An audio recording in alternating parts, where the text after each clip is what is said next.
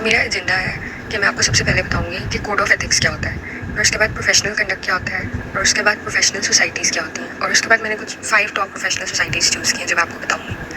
तो code of ethics क्या होता है? कोड ऑफ एथिक्स एक तरह की रूल बुक होती है जिसके अंदर कुछ प्रिंसिपल्स डिफाइन किए गए होते हैं जो कि आपके मॉरल और एथिकल स्टैंडर्ड्स के ऊपर बेस होते हैं। मॉरल्स में आ जाता है कि आपके पर्सनल बिलीव्स क्या है, कि आप किस चीज़ को सही और गलत समझते हो। फॉर एग्जांपल, एक बच्चे को स्टार्टिंग से सिखाया जा रहा है कि झूठ बोलना गलत है, यानी झूठ बोलना उसके लिए एक मॉरल बन चुका हुआ है कि वो गलत है।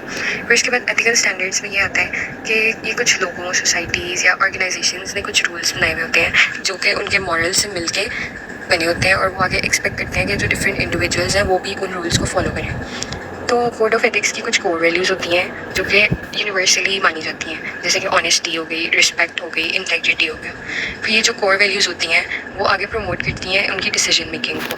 तो अगर वो कोर वैल्यूज़ को फॉलो करके डिसीजन ले रहे हैं, यानी वो एथिकली राइट डिसीजन ले रहे हैं, और ये जो डिसीजन मेकिंग है उनकी एथिकल, ये आगे उनके बिहेवियर को प्रमोट करती है। तो प्रोफेशनल कंडक्ट जो है वो कोड ऑफ एथिक्स से ऐसे रिलेटेड है कि लाइक आप कोड ऑफ एथिक्स को एक्शन में लेके आ रहे हो, ठीक है। यानी फॉर एग्जांपल, एक मीटिंग हो रही है क्लाइंट और एम्प्लॉय की। उस क्लाइंट ने कंपनी को ज्वाइन करना है, तो जो एम्प्लॉय है वो कुछ बेनिफिट्स, प्रॉफिट्स बता रहा है अपनी कंपनी के, लेकिन उसको पता है कि उसका जो कोड ऑफ एथिक्स है उसमें ऑनेस्टी है, लेकिन वो कुछ बेनिफिट्स एक्स्ट्रा करके बता रहा है ताकि क्लाइंट उसका मान जाए कंपनी को ज्वाइन करने के लिए। यानी वो अपने कोड ऑफ एथिक्स को नहीं फॉलो कर रहा और वो अपने आप को प्रोफेशनली कंडक्ट नहीं कर रहा। तो ऐसे ही कुछ प्रोफेशनल सोसाइटीज़ बनी हुई होती हैं जो कि कुछ इंडिविजुअल्स ने बनाई हुई होती हैं जो सब एक फील्ड से बिलोंग कर रहे होते हैं, जैसे कि मेडिकल की हो गई, टेक्नोलॉजी की हो गई, कंप्यूटर्स की हो गई। तो इन ऑर्गेनाइजेशंस का बेसिक पर्पज़ यही होता है कि ये अपनी इस फील्ड के जो प्रोफेशन है उसको आगे प्रमोट करें और एडवांस करें। इसका बेसिक पर्पज़ यही है कि ये नॉलेज को शेयर करें, यानी कंप्यूटर से रिलेटेड अगर कोई नॉलेज है तो वो चाहते हैं कि उसके प्रोफेशनल्स तक वो नॉलेज पहुँच जाए। फिर उसके बाद ये आपको प्रोफेशनली डेवलप करता है, यानी ये आपको कुछ एजुकेशन या ट्रेनिंग प्रोग्राम्स प्रोवाइड करता है ताकि आपकी प्रोफेशनल डेवलपमेंट हो सके उस फील्ड के अंदर। फिर उसके बाद ये है कि ये कुछ स्टैंडर्ड सेट कर देता है उस फील्ड से रिलेटेड, और कुछ गाइडलाइंस और उसके कोड ऑफ एथिक्स। और हर प्रोफेशनल सोसाइटी के कोड ऑफ एथिक्स डिफरेंट होते हैं, कुछ यूनिवर्सली माने जाते हैं लेकिन कुछ अलग होते हैं। तो पहली सोसाइटी है वो है institute of electrical and electronics engineers. ये जो सोसाइटी है ये इलेक्ट्रिकल, इलेक्ट्रॉनिक्स या कंप्यूटिंग से रिलेटेड प्रोफेशनल्स के लिए। इस सोसाइटी का बेसिक पर्पज़ यही है कि ये टेक्नोलॉजी को प्रमोट करे ह्यूमैनिटी के बेनिफिट के लिए। तो इसके कुछ कोड ऑफ एथिक्स हैं, जैसे पहला आता है ऑनेस्टी, दूसरा इंटेग्रिटी, ऑब्जेक्टिविटी यानी फेयरनेस के साथ ट्रीट करना, फिर अकाउंटेबिलिटी। तो अगर मैं इनके कोड ऑफ एथिक्स को प्रोफेशनल कंडक्ट के साथ रिलेट करूँ तो एक इंडिविजुअल अपने कोड ऑफ एथिक्स को प्रोफेशनली कंडक्ट ऐसे कर रहा होगा अगर वो ऑनेस्टी मेंटेन रख रहा होगा।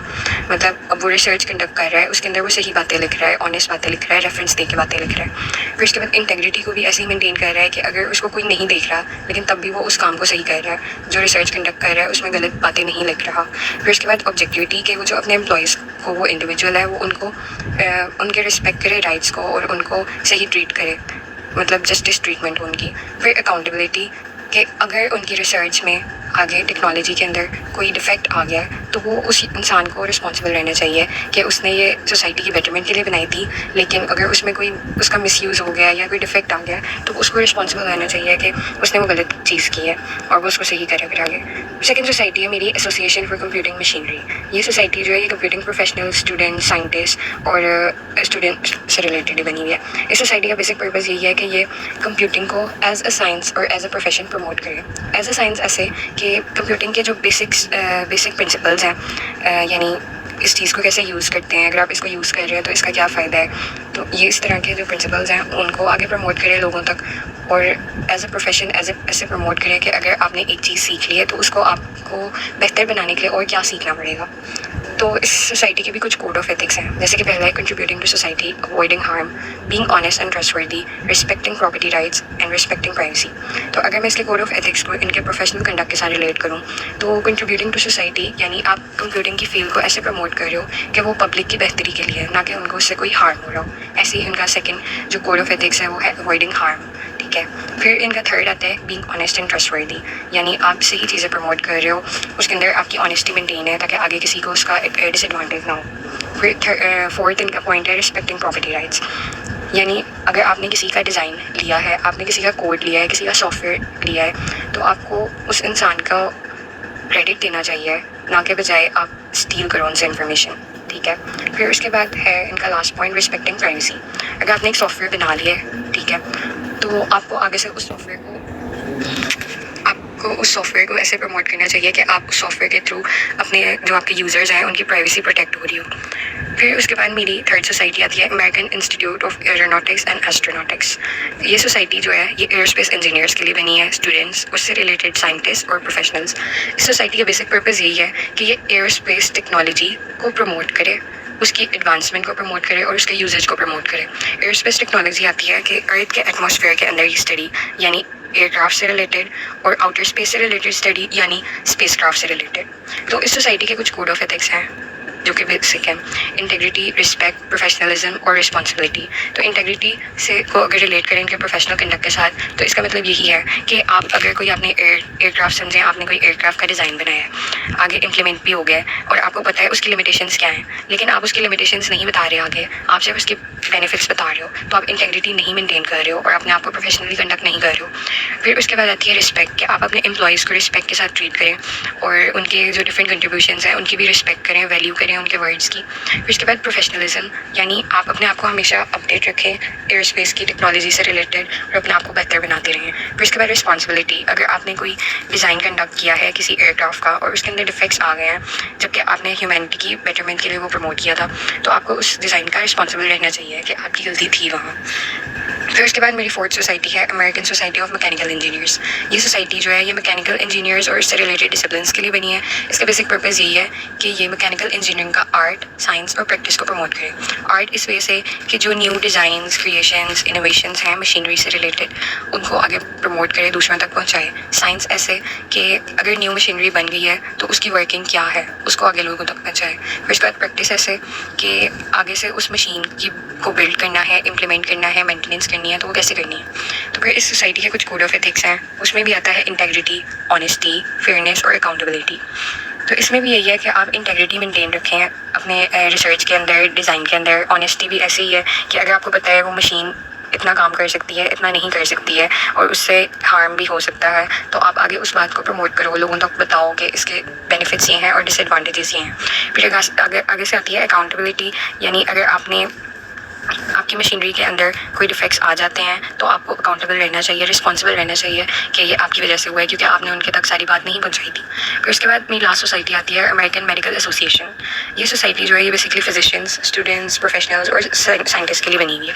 इस सोसाइटी का बेसिक पर्पस यही है कि ये फिजिशियंस के राइट्स को प्रमोट करे और जो पब्लिक हेल्थ है उसको आगे से प्रमोट करे और मेडिकल एजुकेशन को प्रोवाइड करे स्टूडेंट्स तक। सबसे पहले हमारे पास IEEE सोसाइटी है, IEEE institute of electrical and electronics engineering. इसमें क्या होता है, student access to technical knowledge and networking. जो स्टूडेंट्स होते हैं उनके लिए वेबिनार, सेमिनार्स वगैरह अरेंज कराए जाते हैं, उनकी टेक्निकल नॉलेज और नेटवर्किंग की स्किल्स को इम्प्रूव कराया जाता है ताकि वो जो है उन सेमिनार्स में जाके जो प्रोफेशनल्स हैं उनसे मिलें और उनके साथ जो है ना कोलैबोरेट करें। नेक्स्ट हमारे पास प्रोफेशनल डेवलपमेंट रिसोर्सेज है। इसमें ये होता है कि वर्कशॉप्स अरेंज करवाई जाती हैं स्टूडेंट्स के लिए, उनकी जो डेवलपमेंट रिसोर्सेज हैं उनको वो प्रोवाइड की जाती हैं ताकि इन फ्यूचर जो है ना उनके लिए बहुत सी एबिलिटीज़ हों, बहुत सी फैसिलिटीज़ हों अपने स्किल्स को इम्प्रूव करने के लिए। Enhances resume and provide job opportunities.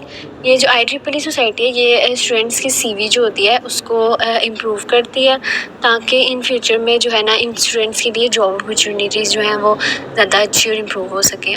Globally जो है वो 400,000 जो है ना वो मेंबर्स की स्ट्रेंथ है IEEE की सोसाइटी के। नेक्स्ट हमारे पास एसोसिएशन फॉर कंप्यूटिंग मशीनरी है। Cutting edge research and career development. Cutting edge research मतलब जो लेटेस्ट बिल्कुल न्यू ट्रेंड्स होते हैं, न्यू रिसर्च, न्यू करियर की डेवलपमेंट है वो ये प्रोवाइड करती है। और hands on event and industry connections. Hand on event मतलब ये स्टूडेंट्स को जो है ना एक्सपीरियंस देती है, रियल टाइम एक्सपीरियंस, स्टूडेंट्स को एक दूसरे के सामने इंटरेक्शन कराती है ताकि इंडस्ट्री में उनके जो है ना कनेक्शंस बिल्ड हो सकें और ये इन्हेंस कर सके अपनी स्किल्स को। नेक्स्ट इनको एक्सेस दी जाती है जर्नल्स और ऑनलाइन कोर्सेज़ की, जो बिल्कुल लेटेस्ट जो रिसर्च पेपर होते हैं या जर्नल्स होती हैं उनकी एक्सेस दी जाती है, ACM उनको देती है। और वर्ल्ड वाइडली जो है ना वो एक लाख से ज़्यादा जो है ना इनके मेंबर्स की जो है ना वो स्ट्रेंथ होती है। नेक्स्ट हमारे पास ASME है, American society of mechanical engineering.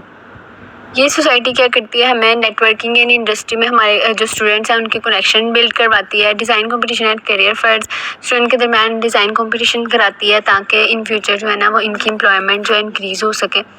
और ये एक्सेस देती है पब्लिकेशन एंड जर्नल सर्टिफिकेशन को, जैसे कि कुछ लेटेस्ट रिसर्च पेपर होते हैं जिनकी एक्सेस हमारे पास नहीं होती, जो पेड होते हैं, तो उनकी एक्सेस देती है ये सोसाइटीज़ जो है।